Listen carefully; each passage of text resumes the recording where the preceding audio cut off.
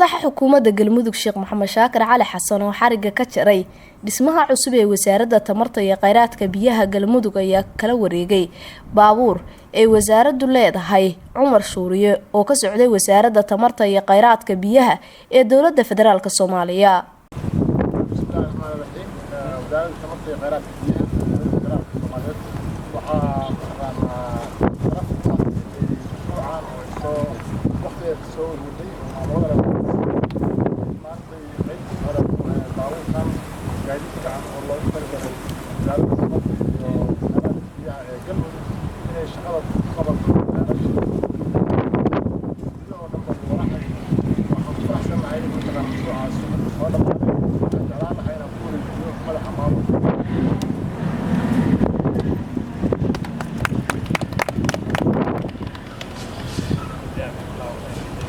wasiirka wasaaradda tamarta iyo kheyraadka biyaha Galmudug Axmed Shiraf Falagle ayaa faahfaahin ka bixiyay sida ay mashaariicdan ku soo gaareen maamulka Galmudug.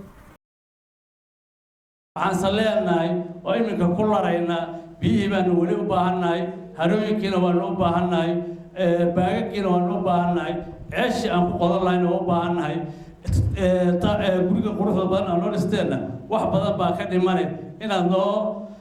hagar baxaan baan rabnaa marka la soo galo guriga ka quruxda badan leh ee cajiibka ah waxaad arkaysaan inuu ku wareegsan yahay darbi laga dhaxo wuxuu la mid yahay gurigu gabar qurux badan oo ilaa aroos la rabay oo dharkii ay lagu aroosi lahaa lagala soo daahay marka hadda gabar la rabo caawa in la gurigeeyo oo kaleemkii marsan yahay in laga noqdo aan la rabin dharkiina aan loo hayn caydnaanta iyo sida iyo dhaxdinta ka taagan baa waxay naga haystaa guriga kale hadee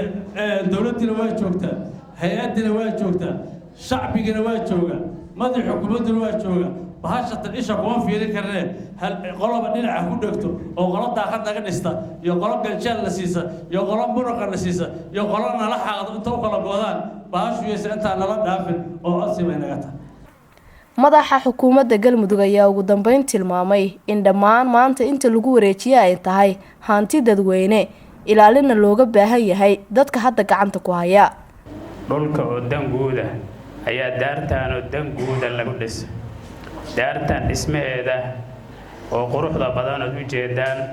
sida dhulkaba bulshada Soomaaliyeed ay u lahayd oo uga dhaxaydo hanti guud oo ahaa ayaa daartaanuna hanti guud u tahay markii loo dhisana bulshadii Soomaaliyeed baa lagu wareejiyay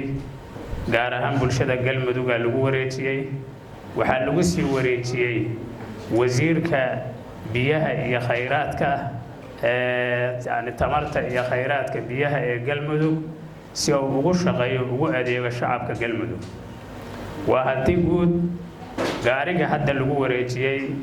oo يعني wakiilada dawladda federaalka Soomaaliya aan kala wareegaynay furaha waa danguud asaguna hanti dhowrkii guudna waa joogaa waa fadhiyaa indhaha ku haya waxa weeye wax kasta oo danguud ah wada ilaalin iyo wada nacfin bay naga rabaan midka hadda joogaa ku nacfinaya wakaaladan raggii iyo gabdhihii ka shaqay jira waa tageen maantana annaka la joogno marka qolo walba ay maalmay joogaysaa. Nafisa Cirse Maxamuud, Universal TV, Dhuusamareeb.